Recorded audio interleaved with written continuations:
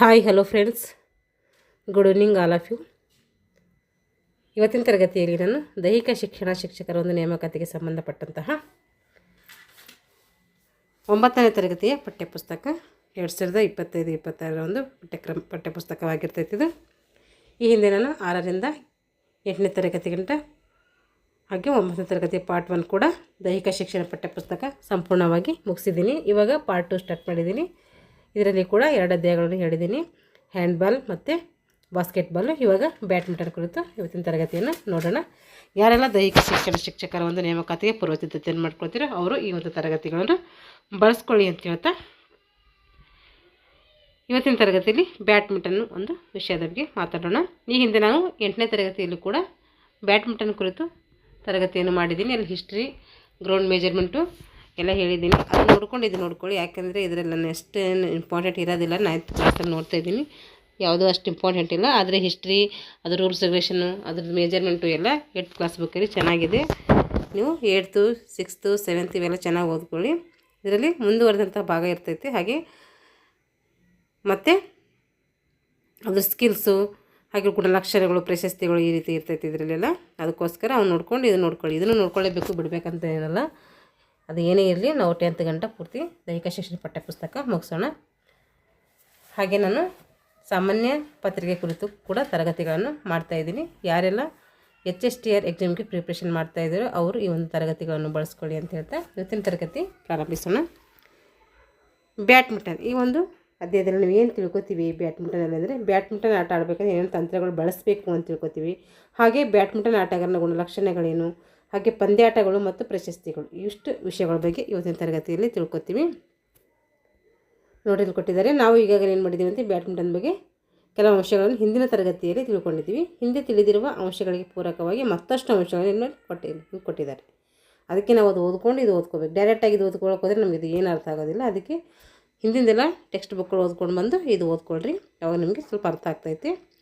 ಇವಾಗ ತಂತ್ರಗಳು, ಇದು ಆಥರ್ಸ್ ಬುಕ್ಸಲ್ಲಿ ಕೂಡ ನಾನು ಹೇಳಿದ್ದೀನಿ, ಅಲ್ಲೂ ಕೂಡ ನೋಡ್ಕೊಳ್ರಿ. ಇದು ಶಾರ್ಟ್ ಸರ್ವಿಸ್ ಮತ್ತು ಲಾಂಗ್ ಸರ್ವಿಸ್ ತಂತ್ರಗಳು. ಶಾರ್ಟ್ ಸರ್ವಿಸ್ ಮತ್ತು ಲಾಂಗ್ ಸರ್ವಿಸ್, ಹೈ ಸರ್ವಿಸ್ ಮತ್ತು ಫ್ಲೋಟಿಂಗ್ ಸರ್ವಿಸ್, ಹಾಗೆ dropping, receiving, smashing, back hand receiving, ಇವೆಲ್ಲ ಏನು ಬ್ಯಾಡ್ಮಿಂಟನಲ್ಲಿ ಆಡುವಂತಹ ತಂತ್ರಗಳು. ಇವೆಲ್ಲ ತಂತ್ರ ಬಳಸಿ ಏನು ಮಾಡ್ತೀವಿ ನಾವು ಬ್ಯಾಡ್ಮಿಂಟನ್ ಆಟವನ್ನು ಆಡ್ತೀವಿ. ಹಾಗಾದರೆ ಶಾರ್ಟ್ ಸರ್ವಿಸ್ ಮತ್ತು ಲಾಂಗ್ ಸರ್ವಿಸ್ ಅಂದರೆ ಏನು ಅಂತಂದರೆ, ನೋಡ್ರಿ, ಇದು ಕಾಕನ್ನು ತನ್ನ ಕೈಯಲ್ಲಿ ಹಿಡಿದು ಎದುರಾಳಿ ಕಡೆ ಕಳಿಸುವಂಥ ವಿಧಾನ ಇದಾಗಿದೆ.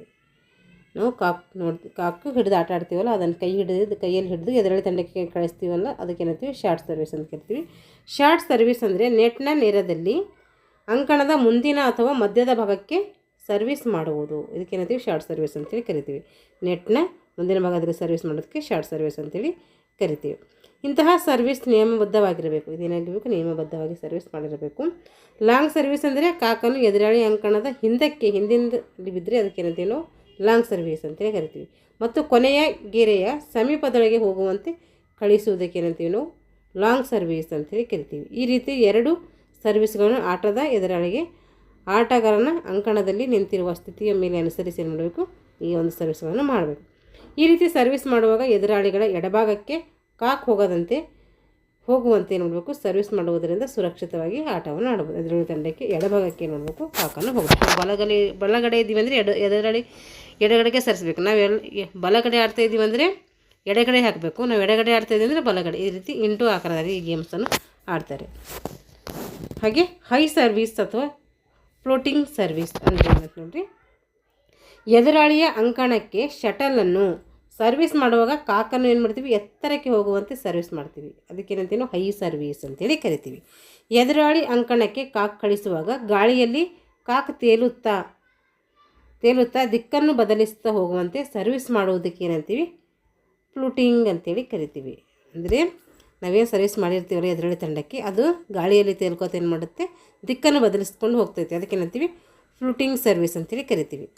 ಈ ರೀತಿ ಸರ್ವಿಸ್ ಮಾಡುವಾಗ ಗಾಳಿಯ ಒತ್ತಡವನ್ನು ಗಮನಿಸಿ ಆಟಗಾರನ ಎಡಭಾಗದ ಕಡೆಗೆ ನೋಡಬೇಕು, ಕಾಕ್ ಬರುವಂತೆ ಕಳಿಸು ಉತ್ತಮ ತಂತ್ರಗಾರ. ಈ ರೀತಿ ಸರ್ವಿಸ್ ಮಾಡುವಾಗ ಏನು ಮಾಡಬೇಕು, ಗಾಳಿಯ ಒತ್ತಡವನ್ನು ನಾವು ಗಮನಿಸಿಕೊಂಡು ಆಟಗಾರನ ಎಡಭಾಗದ ಕಡೆಗೆ ಕಾಕ್ ಬರುವಂತೆ ಏನು ಮಾಡಬೇಕು, ಅದು ಕಾಕನ್ನು ನಾವು ಕಳಿಸುವಂಥ ತಂತ್ರವನ್ನು ನಾವು ಅಳವಡಿಸ್ಕೋಬೇಕು ಅಂತ ಅರ್ಥ. ಅಂದರೆ ಸ್ಕಿಲ್ಗಳು ಕೊಟ್ಟಿದ್ದಾರೆ ಇವನು ಹೆಂಗೆ ರೀತಿ ಯಾವ ರೀತಿ ಆಟ ಆಡಬೇಕು ಅಂಥೇಳಿ. ಇವಾಗ ಡ್ರಾಪಿಂಗ್ ಅಂದರೆ ಏನಂತ ಹೇಳಿ ನೋಡಿರಿ, ಎದುರಾಳಿ ಆಟಗಾರರು ಹಿಂದೆ ಇರುವಾಗ, ಎದುರಾಳಿ ಆಟಗಾರ ಇರ್ತಾರೆ ಹಿಂದೆ ಇರ್ತಾರೆ ಅವರು, ಎದುರಾಳಿ ಅಂಕಣದಲ್ಲಿ ನೆಟ್ನ ಸಮೀಪದಲ್ಲಿ ಖಾಲಿ ಇರುವ ಜಾಗಕ್ಕೆ ಕಾಕ್ ತಕ್ಷಣ ಬೀಳುವ ರೀತಿಯಲ್ಲಿ ನಾವು ನೋಡ್ಕೋಬೇಕು. ಕಾಕಿನ ಮೇಲೆ ಹೆಚ್ಚು ಒತ್ತಡವನ್ನು ಹಾಕಿ ಡ್ರಾಪ್ ಮಾಡುವುದಕ್ಕೆ ಏನಂತೀವಿ, ಡ್ರಾಪಿಂಗ್ ಅಂತೇಳಿ ಕರಿತೀವಿ. ಇವಾಗ ರಿಸೀವಿಂಗ್, ಎದುರಾಳಿ ಕಡೆಯಿಂದ ಬಂದ ಕಾಕನ್ನು ಸರಿಯಾದ ರೀತಿಯಲ್ಲಿ ನೋಡಬೇಕು, ಹಿಂದಿರುಗಿಸಬೇಕು. ಆ ಒಂದು ತಂತ್ರ ನಮಗೆ ಗೊತ್ತಿರಬೇಕು. ಎದುರಾಳಿಯ ಕಡೆಯಿಂದ ಬರುವ ಕಾಕ್ ಎಷ್ಟು ವೇಗವಾಗಿ ಬರ್ತದೆ ಎಂಬುದನ್ನು ನಾವು ಸೂಕ್ಷ್ಮವಾಗಿ ಗಮನಿಸ್ಕೋಬೇಕು.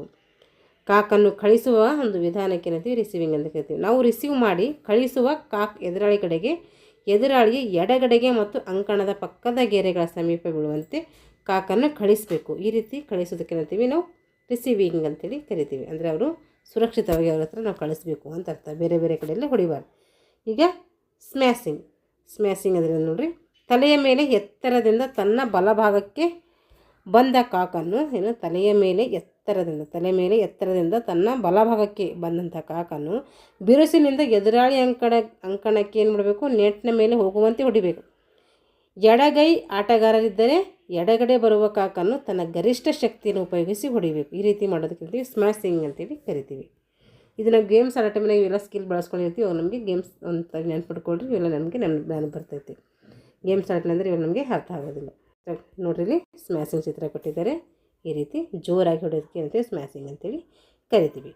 ಬ್ಯಾಕ್ ಹ್ಯಾಂಡ್ ರಿಸೀವಿಂಗ್ ಅಂದರೆ ನೋಡಿರಿ, ಎದುರಾಳಿ ಕಡೆಯಿಂದ ತನ್ನ ಕಡೆಗೆ ಬಂದಂತಹ ಕಾಕನ್ನು ನೆಟ್ಟಿನಿಂದ ಆಚೆಗೆ ಕಳಿಸಬೇಕಾಗ್ತೈತೆ. ಈ ಕೌಶಲ್ಯ ಬಳಸಬೇಕಾಗ್ತದೆ. ಅವಾಗ ಏನು ಮಾಡ್ತೀವಿ, ಬ್ಯಾಕ್ ಹ್ಯಾಂಡ್ ಕೌಶಲ್ಯ ಬಳಸ್ತೀವಿ. ಎದುರಾಳಿ ಕಡೆಯಿಂದ ಬಂದಂತಹ ಕಾಕು ಎಡಗರನ ಎಡಬದಿಗೆ ಬಂದಾಗ ಬಲಗೈಯಿಂದ ಆಟವಾಡುವ ಆಟಗಾರ ತನ್ನ ಬಲಗೈಯನ್ನು ಎಡಗಡೆಗೆ ಚಾಚಿ, ಅಂದರೆ ಹಸ್ತದ ಹಿಂದಿನ ಭಾಗ ನೆಟ್ಟಿನ ಕಡೆ ಇರುವಂತೆ ಕೈಯನ್ನು ಹಿಂತಿರುಗಿಸಿ ಕಾಕನ್ನು ಕಳಿಸುವಂಥ ವಿಧಾನಕ್ಕೆ ಏನಂತೀವಿ ನಾವು ಬ್ಯಾಕ್ ಹ್ಯಾಂಡ್ ರಿಸೀವಿಂಗ್ ಅಂತೇಳಿ ಕರಿತೀವಿ.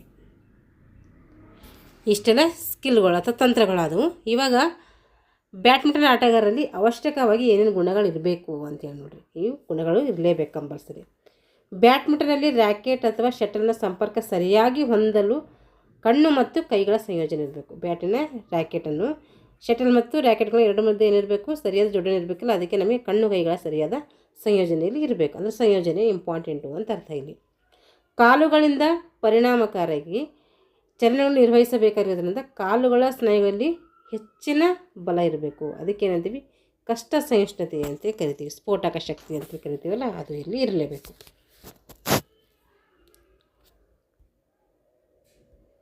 ಭುಜಗಳಲ್ಲಿ ಹೆಚ್ಚಿನ ಬಲ ಹೊಂದಿದ್ದಲ್ಲಿ ಶಟಲನ್ನು ಎದುರಾಳಿಗೆ ಅಂಕಣಕ್ಕೆ ಉದ್ದಕ್ಕೂ ಪರಿಣಾಮಕಾರಿಯಾಗಿ ಕಳಿಸಲು ಸ್ಮ್ಯಾಶ್ ಮಾಡಲು ನಮಗೆ ಸಹಕಾರಿಯಾಗ್ತದೆ.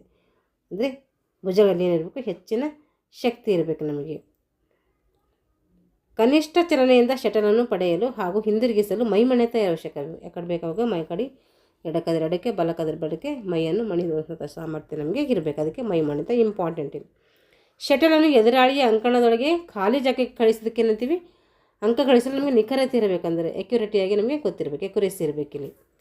ಪ್ರತಿಕ್ರಿಯೆ ವೇಗ ಗರಿಷ್ಠವಿದ್ದಲ್ಲಿ ಎದುರಾಳಿಗಳಿಂದ ಬರುವಂಥ ಶಟಲ್ಗೆ ಪರಿಣಾಮಕಾರಿಯಾಗಿ ಪ್ರತಿಕ್ರಿಯೆ ನೀಡುವಂಥ ಸಾಮರ್ಥ್ಯ ಇರಬೇಕು ನಮಗೆ. ಅಂದರೆ ವೇಗ ಇರಬೇಕು ಅಂತ ಅರ್ಥ. ಇಲ್ಲಿ ಸ್ಪೀಡ್ ಇರಬೇಕು. ಇಷ್ಟು ಅದು ಲಕ್ಷಣಗಳು ಇರಬೇಕು. ಯಾರಿಗೆ, ಬ್ಯಾಡ್ಮಿಂಟನ್ ಆಡುವಂಥ ಆಟಗಾರರಿಗೆ ಇಷ್ಟು ಲಕ್ಷಣಗಳು ಇಂಪಾರ್ಟೆಂಟಾಗಿ ಇರಬೇಕು ಅಂತ ಅರ್ಥ. ಇವಾಗ ಕ್ರೀಡಾ ಪ್ರಶಸ್ತಿಗಳು, ಇನ್ನೇನು ಕ್ರೀಡಾ ಪ್ರಶಸ್ತಿಗಳು ಇದ್ದಾವೆ ಅಂತೇಳಿ ನೋಡ್ರಿ.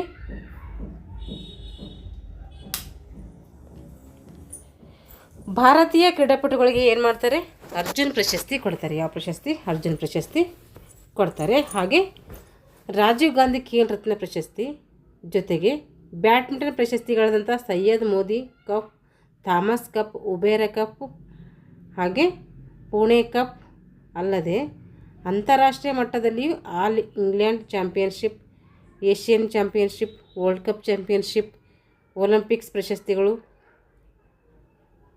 ಹಾಗೂ ಒಳ್ಳೆಯ ರೀತಿ ಬ್ಯಾಡ್ಮಿಂಟನ್ ಅಭಿವೃದ್ಧಿಗೊಳಿಸಲು ಇವೆಲ್ಲ ಏನಿರ್ತವೆ, ಈ ಪ್ರಶಸ್ತಿಗಳು ಇಂಪಾರ್ಟೆಂಟ್ ಆಗಿರ್ತವೆ. ಇವೆಲ್ಲ ಪ್ರಶಸ್ತಿಗಳು ಕೂಡ ವೆರಿ ಇಂಪಾರ್ಟೆಂಟ್, ನೆನ್ಪಿಟ್ಕೋಬೇಕು. All India federation of badminton ಸಂಸ್ಥೆ, ಅದಕ್ಕೂ ಎಲ್ಲ ಕ್ರೀಡೆಗಳಿಗೆ ಏನಿರುತ್ತೆ ಒಂದೊಂದು ಸಂಸ್ಥೆಗಳಿರುತ್ತೆ. ಹಾಗೆ ಬ್ಯಾಡ್ಮಿಂಟನ್ಗೂ ಕೂಡ ಒಂದು ಸಂಸ್ಥೆ ಇದೆ. ಅದು ಸಂಸ್ಥೆಯ ಹೆಸರು ಯಾವುದಂದರೆ all India federation of badminton ಅಂತ AIFB ಇದು ಸಂಸ್ಥೆ. ಅದು ಕಾಮನ್ವೆಲ್ತ್ ಕ್ರೀಡೆಗಳಲ್ಲಿ ಭಾರತ ತಂಡ ಪ್ರಶಸ್ತಿ ಗಳಿಸಿರ್ತೈತೆ. ಒಲಿಂಪಿಕ್ ಪಂದ್ಯಗಳಲ್ಲಿ ಕೂಡ ಭಾರತ ಏನು ಮಾಡಿದೆ, ಭಾಗವಹಿಸಿದೆ. ಭಾರತ ಉನ್ನತ ಕ್ರೀಡಾ ಪ್ರಶಸ್ತಿ ಯಾವುದಂದರೆ ಅದು ಅರ್ಜುನ್ ಪ್ರಶಸ್ತಿ ಕ್ರೀಡಾಪಟುಗಳಿಗೆ ನೀಡ್ತಾ ಇರೋದು. ಪ್ರಕಾಶ್ ಪಡುಕೋಣೆ ಕ್ರಿಸ್ತ ಶಕ 1972ರಲ್ಲಿ ಈ ಪ್ರಶಸ್ತಿಯನ್ನು ಪಡ್ಕೊಂಡ್ರು. ಬ್ಯಾಡ್ಮಿಂಟನ್ ಪ್ರಶಸ್ತಿ ಯಾರು ಪಡ್ಕೊಂಡಿದ್ರೆ ಪ್ರಕಾಶ್ ಪಡುಕೋಣೆಯವರು ಅರ್ಜುನ್ ಪ್ರಶಸ್ತಿಯನ್ನು ಪಡ್ಕೊಳ್ತಾರೆ. ಜಾರ್ಜ್ ಥಾಮಸ್ ಕ್ರಿಸ್ತ ಶಕ 1980ರಲ್ಲಿ, ಹಾಗೆ ಅಪರ್ಣಾ ಬೋಪಟ್ ಇವರು 1999ರಲ್ಲಿ ಅರ್ಜುನ್ ಪ್ರಶಸ್ತಿಯನ್ನು ಪಡ್ಕೊಂಡಿದ್ದಾರೆ. ಪ್ರಕಾಶ್ ಪಡುಕೋಣೆಯವರು ಆಲ್ ಇಂಗ್ಲೆಂಡ್ ಬ್ಯಾಡ್ಮಿಂಟನ್ ಪ್ರಶಸ್ತಿ ಕೂಡ ಪಡ್ಕೊಂಡಿದ್ದಾರೆ. ಹಾಗೂ ಇನ್ನೂರ ಭಾರತೀಯ ಆಟಗಾರ ಪುಲೇಲ ಗೋಪಿಚಂದ್ ಕೂಡ ಈ ಪ್ರಶಸ್ತಿಯನ್ನು ಪಡ್ಕೊಂಡಿದ್ದಾರೆ. ಮಹಿಳೆಯರಲ್ಲಿ ಸೈನಾ ನೆಹ್ವಾಲ್ ಅವರು ಕೂಡ ಅತ್ಯುನ್ನತವಾದಂತಹ ಪ್ರಶಸ್ತಿಗಳನ್ನು ಪಡ್ಕೊಂಡಿದ್ದಾರೆ. ಹಾಗೆ ಅತ್ಯುನ್ನತವಾದಂಥ ಸಾಧನೆಗಳನ್ನು ಕೂಡ ಇವರು ಮಾಡಿದ್ದಾರೆ. ಸೈನಾ ನೆಹ್ವಾಲ್ ಇದಕ್ಕೆ ಫೇಮಸ್ ಅಂದರೆ ಬ್ಯಾಡ್ಮಿಂಟನ್ಗೆ ಫೇಮಸ್ ಅವರು. ಇಲ್ಲಿ ಗಂಟ ಏನು ಏನು ಚಾಪ್ಟರ್ ನೋಡಿದ್ದೀವಲ್ಲ ಆ ಒಂದು ಚಾಪ್ಟರ್ ಮೇಲೆ ಪ್ರಶ್ನೋತ್ತರಗಳಿದ್ದಾವೆ. ಇಲ್ಲಿ ಬಿಡಿಸೋಣ. ಬ್ಯಾಡ್ಮಿಂಟನ್ ಆಟದಲ್ಲಿ ಡ್ಯಾಶನ್ನು ಬಳಸ್ತಾರೆ. ಏನು ಬಳಸ್ತಾರೆ ಬ್ಯಾಡ್ಮಿಂಟನಲ್ಲಿ? ಇಲ್ಲಿ ರ್ಯಾಕೆಟ್ ಬಳಸ್ತಾರೆ. ಶಟಲ್ ಮತ್ತು ರ್ಯಾಕೆಟ್ ಬಳಸ್ತಾರೆ. ಏನು ಬಳಸ್ತಾರೆ ಅಂದರೆ ಬ್ಯಾಡ್ಮಿಂಟನ್ದಲ್ಲಿ ರ್ಯಾಕೆಟ್ ಬಳಸ್ತಾರೆ ಅಂತ ಅರ್ಥ. ರ್ಯಾಕೆಟ್ ನೋಡಿರಿ, ಬ್ಯಾಡ್ಮಿಂಟನ್ ರ್ಯಾಕೆಟ್ ಮತ್ತು ಶಟಲ್ ಸಂಪರ್ಕ ಸರಿಯಾಗಿ ಹೊಂದಲು ಏನು ಬೇಕು, ಯಾವ ಸಂಯೋಜನೆ ಬೇಕೆಂದರೆ ಕಣ್ಣು ಮತ್ತು ಕೈಗಳ ಸಂಯೋಜನೆ ಬೇಕಿಲ್ಲಿ. ಶಟಲ್ ಕಾಕನ್ನು ಶಕ್ತಿಯುತವಾಗಿ ಹೊಡೆದು ಅಂಕ ಪಡೆಯುವ ಕೌಶಲ್ಯಕ್ಕೆ ಏನಂತ ಕರಿತೀವಿ? ಸ್ಮ್ಯಾಸಿಂಗ್ ಅಂತ ಕರಿತೀವಿ.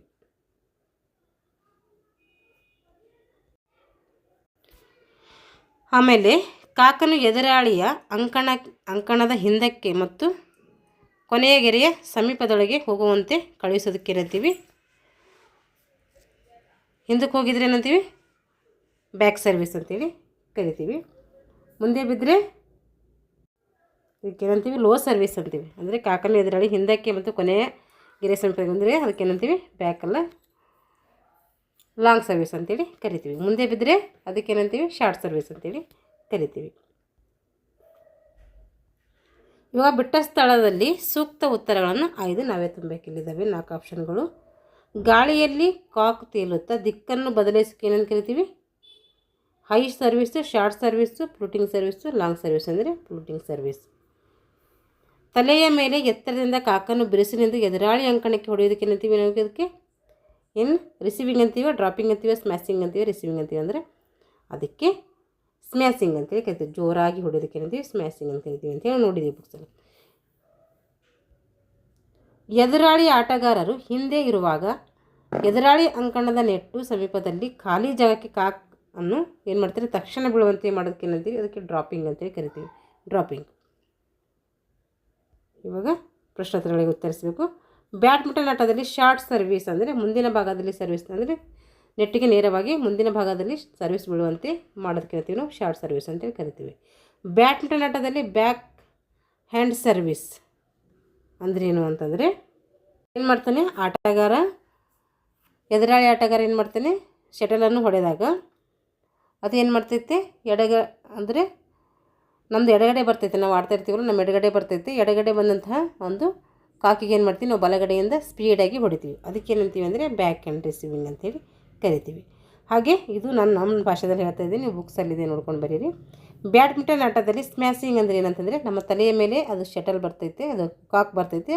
ಆ ಕಾಕನ್ನು ಜೋರಾಗಿ ಹೊಡೆಯೋದಕ್ಕೆ ಏನಂತೀವಿ? ಸ್ಮ್ಯಾಸಿಂಗ್ ಅಂತೇಳಿ ಕರಿತೀವಿ. ಬ್ಯಾಡ್ಮಿಂಟನ್ ಆಟದಲ್ಲಿ ಡ್ರಾಪಿಂಗ್ ಅಂದರೆ ಏನಂತಂದರೆ ನಾವು ಬಂದಂಥ ಸರ್ವಿಸನ್ನು ಎದುರಾಳಿಯ ಅಂಕಣದಲ್ಲಿ ಡ್ರಾಪಿಂಗ್ ಅಂದರೆ ಹಾಕುವುದಕ್ಕೆ ಏನಂತೀವಿ? ಡ್ರಾಪಿಂಗ್ ಅಂತೇಳಿ ಕರಿತೀವಿ. ಬ್ಯಾಡ್ಮಿಂಟನ್ ಆಟಗಾರನ ಗುಣಲಕ್ಷಣಗಳು ಬರೀಬೇಕಾದ್ರೆ ಅಲ್ಲೇನಿರುತ್ತೆ? ಸಂಯೋಜನೆ ಇರುತ್ತೆ, ನಿಖರತೆ ಇರುತ್ತೆ, ಮತ್ತು ಮೈಮಣತೆ ಇರುತ್ತೆ, ಬಲ ಇರುತ್ತೆ. ಇವೆಲ್ಲ ಏನು ಗುಣಲಕ್ಷಣಗಳು ನೀವು ನೋಡಿಕೊಂಡು ನೋಟ್ಸ್ ಮಾಡ್ಕೊಡ್ರಿ. ಇವೆಲ್ಲ ಇಲ್ಲಿಗೆ ಏನಾಯಿತು? ನಾವು ಬ್ಯಾಡ್ಮಿಂಟನ್ ಬಗ್ಗೆ ತಿಳ್ಕೊಂಡಿವಿ. ಮುಂದಿನ ತರಗತಿಯಲ್ಲಿ ಮುಂದಿನ ಒಂದು ಲೆಸನನ್ನು ಕುರಿತು ತರಗತಿಯನ್ನು ಮಾಡೋಣ. ಯಾರೆಲ್ಲ ನಮ್ಮ ಚಾನಲ್ ಸಬ್ಸ್ಕ್ರೈಬ್ ಮಾಡ್ಕೊಂಡು ಚಾನಲ್ನ ಸಬ್ಸ್ಕ್ರೈಬ್ ಮಾಡಿಕೊಂಡು ವಿಡಿಯೋಗಳನ್ನು ವಾಚ್ ಮಾಡಿ ಅಂತ ಹೇಳ್ತಾ ಥ್ಯಾಂಕ್ಸ್ ಫಾರ್ ವಾಚಿಂಗ್ ಆಲ್.